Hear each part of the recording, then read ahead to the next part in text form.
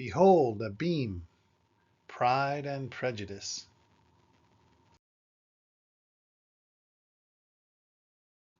Christ warns us about judging others. Matthew 7:1. We'll be judged in the same way we judge. Verse 2. This doesn't mean we're forbidden from observing and acknowledging sin in others. 1 Corinthians 5:11. It evidently means we're not to sit as judges and decide what penalty someone else deserves because of their sin. We are to leave that to God. Romans 12:19. The cure for this mindset is humility, esteeming others better than ourselves. Philippians 2:3. So Christ asks us, as we sit in judgment of another, looking at the speck in their eye, why we aren't focused on the beam in our own eye, the problem lurking within, which is much worse. Matthew 7:3. This evidently implies that if we're judging others, deciding what they deserve, looking down on them, or disvaluing them in any way, we're exalting ourselves rather than dealing with our own sin. Those carnal patterns embedded within, of which we ought to be aware, which are more diabolical than anything we can observe in others.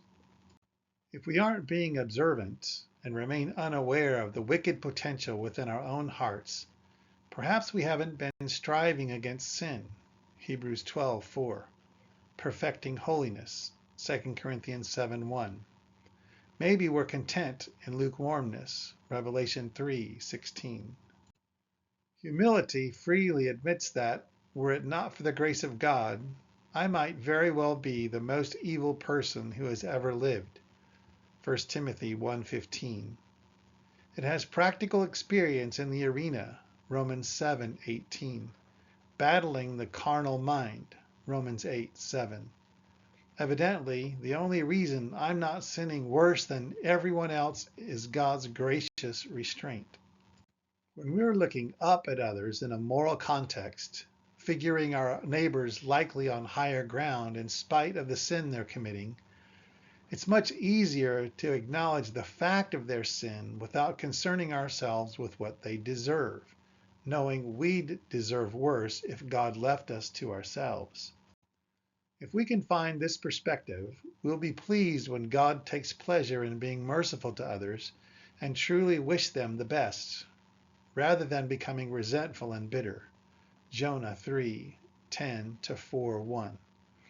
Rather than exalting ourselves, we'll pity those who haven't found the freedom to walk in the light as he is in the light and fellowship with him.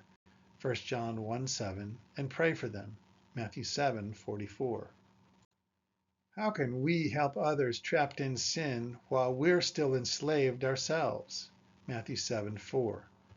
Once we've discovered God's deliverance from sin and are experiencing more and more freedom, we can help others find the way. Matthew 7:5. If they're truly looking for it. Matthew 7:6.